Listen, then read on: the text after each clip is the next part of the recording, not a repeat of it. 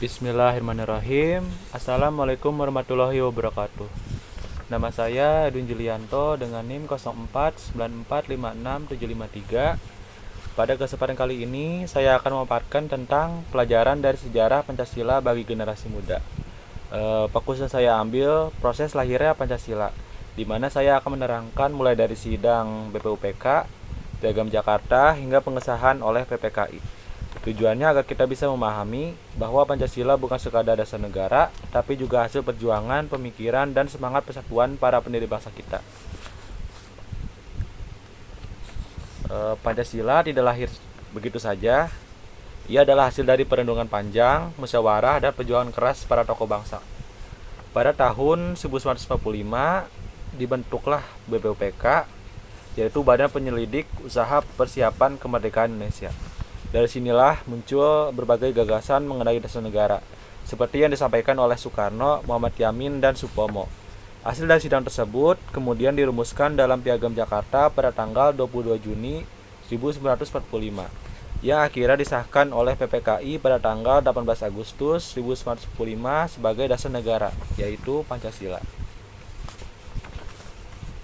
Selanjutnya, peristiwa penting dari sidang BPUPK dan Piagam Jakarta ini pada 1 Juni 1945, Soekarno menyampaikan pidato bersejarahnya di hadapan sidang BPUPK dan mengusulkan 5 prinsip dasar negara yang kita kenal sebagai Pancasila.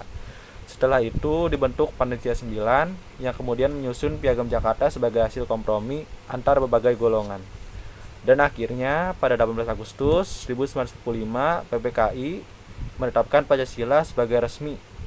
Dalam pembukaan Undang-Undang Dasar 1945, dari proses panjang inilah kita bisa belajar bahwa semangat persatuan, toleransi, dan musyawarah menjadi kunci utama lahirnya Pancasila.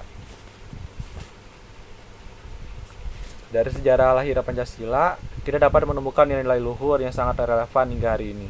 Yang pertama, nilai persatuan.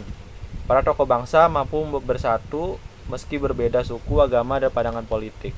Yang kedua, nilai musyawarah dan toleransi, di mana mereka menyelesaikan perbedaan dengan cara berdialog, bukan dengan konflik. Dan yang ketiga, nilai keadilan dan kemanusiaan, di mana semangat untuk membangun bangsa yang adil, makmur, dan menghormati martabat manusia.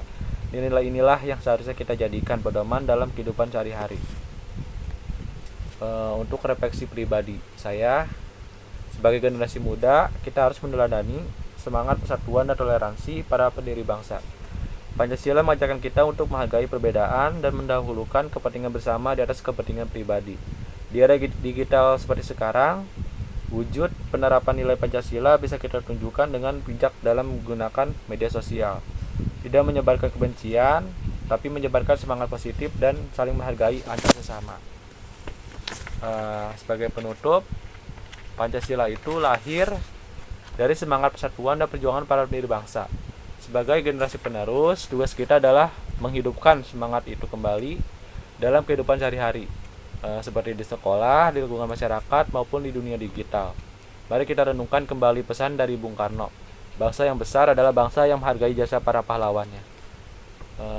Sekian dari saya, terima kasih. Semoga kita bisa menjadi generasi yang meneruskan semangat Pancasila dengan perbuatan nyata. Wassalamualaikum warahmatullahi wabarakatuh.